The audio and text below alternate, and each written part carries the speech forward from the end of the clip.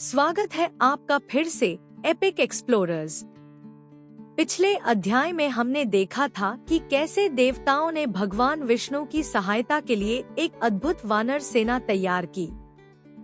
हनुमान, सुग्रीव, बाली, जाम्बवान और अनगिनत दिव्य योद्धा पृथ्वी पर जन्म ले चुके थे। अब भगवान विष्णु के सहयोगी तैयार थे, लेकिन सबसे महत्वपूर्ण घटना अभी बाकी थी, स्वयं भगवान का जन्म। आज हम बालकांड के 18वें अध्याय में प्रवेश करेंगे, जहां महाराज दशरथ के वर्षों के तप, यज्ञ और प्रतीक्षा का फल मिलता है। 4 राजकुमारों का जन्म होता है। वे बड़े होकर अद्वितीय योद्धा बनते हैं और फिर अयोध्या के द्वार पर एक ऐसे महर्षि आते हैं जो उनके जीवन की दिशा हमेशा के लिए बदल देंगे। तो चलिए कथा आरंभ करते हैं। महान यज्ञ सफलतापूर्वक संपन्न हो चुका था। देवताओं ने अपनी आहुतियां ग्रहण की और स्वर्गलोक लौट गए। दूर दूर से आए राजा अपने उपहारों के साथ अपने राज्यों को वापस चले गए और महाराज दशरथ भी अपनी रानियों, सेना और मंत्रियों के साथ अयोध्या लौट आए। लेकिन अब सबसे कठिन कार्य था प्रतीक्षा। समय बीतता गया।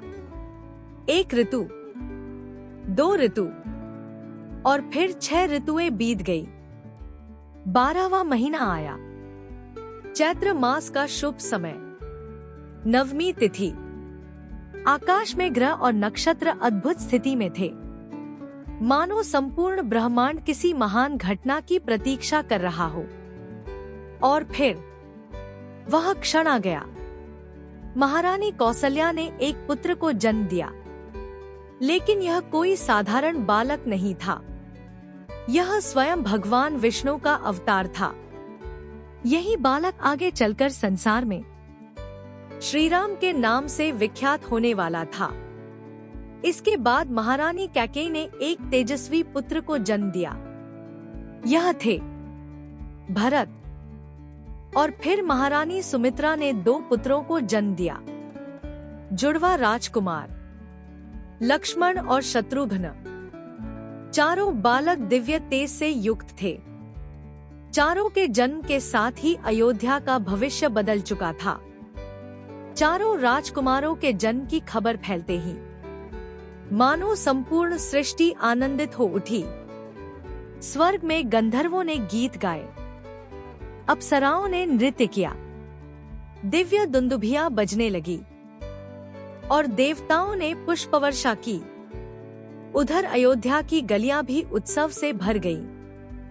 नर्तक, गायक, कलाकार सब आनंद मना रहे थे। महाराज दशरथ ने ब्राह्मणों को धन, गौए और असंख्य उपहार दान किए। 12वें दिन राजगुरु महर्षि वशिष्ठ ने नामकरण संस्कार संपन्न किया। उन्होंने चारों बालकों के नाम रखे, रामचंद्र, भरत, लक्ष्मण और शत्रुघ्न। इन 4 नामों के साथ ही इतिहास का एक नया अध्याय आरंभ हुआ। समय बीतता गया। चारों राजकुमार बड़े होने लगे। उन्होंने वेदों का अध्ययन किया, धर्म सीखा, शस्त्र विद्या सीखी, राजकाज की शिक्षा प्राप्त की। चारों ही प्रतिभाशाली थे, लेकिन उनमें एक राजकुमार सबसे अलग दिखाई देता था, राम। राम केवल बलवान ही नहीं थे, वे सत्यवादी थे, विनम्र थे, दयालु थे और अत्यंत अनुशासित थे। वे हाथियों की सवारी में निपुण थे, घुड़सवारी में कुशल थे, रथ संचालन में दक्ष थे और धनुर्विद्या, उसमें उनका कोई मुकाबला नहीं था। धीरे धीरे पूरा राज्य समझने लगा कि यह राजकुमार साधारण नहीं है। चारों पुत्रों को बढ़ते देखकर महाराज दशरथ का हृदय प्रसन्नता से भर जाता था। वे बुद्धिमान थे, विनम्र थे, आज्ञाकारी थे और प्रजा के प्रिय थे। उन्हें देखकर दशरथ उतने ही संतुष्ट होते थे जितने ब्रह्मा चारों वेदों को देखकर होते हैं। उन्हें लगता था कि अब उनका जीवन पूर्ण हो चुका है। एक दिन महाराज दशरथ अपने मंत्रियों और गुरुओं के साथ सभा में बैठे थे। विषय था चारों राजकुमारों का विवाह। भविष्य की योजनाएं बनाई जा रही थी। सब कुछ शांत था, सब कुछ सुखद था।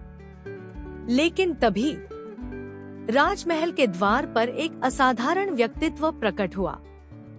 एक ऐसा महर्षि जिसका नाम सुनकर राजा तक सम्मान से खड़े हो जाते थे। द्वारपाल उस दिव्य तेजस्वी ऋषि को देखकर स्तब्ध रह गए। वे तुरंत राजसभा में दौड़े और सूचना दी, महर्षि विश्वामित्र पधारे हैं। यह सुनते ही दशरथ और वशिष्ठ तुरंत उठ खड़े हुए। वे स्वयं द्वार तक गए और अत्यंत सम्मान के साथ महर्षि का स्वागत किया। विश्वामित्र को देखकर दशरथ अत्यंत प्रसन्न हुए। उन्होंने कहा, हे महर्षि, आपका आगमन मेरे लिए उतना ही सुखद है जितना किसी निसंतान व्यक्ति के लिए पुत्र का जन्म या फिर किसी खोए हुए खजाने की पुनः प्राप्ति। फिर उन्होंने एक ऐसा वचन दे दिया जो आगे चलकर संपूर्ण रामायण की दिशा बदल देगा। उन्होंने कहा, महर्षि, निःसंकोच अपनी इच्छा बताइए, मैं आपके लिए कुछ भी करने को तैयार हूँ। आप मेरे लिए देवता के समान हैं। सभा में सभी प्रसन्न थे, लेकिन किसी को यह नहीं पता था कि विश्वामित्र क्या मांगने वाले हैं। तो दोस्तों, चारों राजकुमार जन्म ले चुके हैं। वे युवा हो चुके हैं। अयोध्या में सब कुछ सुखद और शांत दिखाई देता है, लेकिन अब मंच पर प्रवेश कर चुके हैं महर्षि विश्वामित्र, एक ऐसे ऋषि जिनकी मांग इतिहास की दिशा बदल देगी। क्या मांगेंगे विश्वामित्र? क्यों उन्हें राम की आवश्यकता है? और कौन से भयानक राक्षस उनके यज्ञों को नष्ट कर रहे हैं? कमेंट करके जरूर बताइए। यदि आप दशरथ की जगह होते तो क्या बिना जाने ऐसा खुला वचन दे देते? अगर वीडियो पसंद आया हो तो लाइक करें, सब्सक्राइब करें और बेल आइकन दबाना मत भूलिए, क्योंकि अगले अध्याय में रामायण का वास्तविक साहसिक अभियान शुरू होने वाला है। फिर मिलेंगे अगली दिव्य कथा में। जय श्री राम।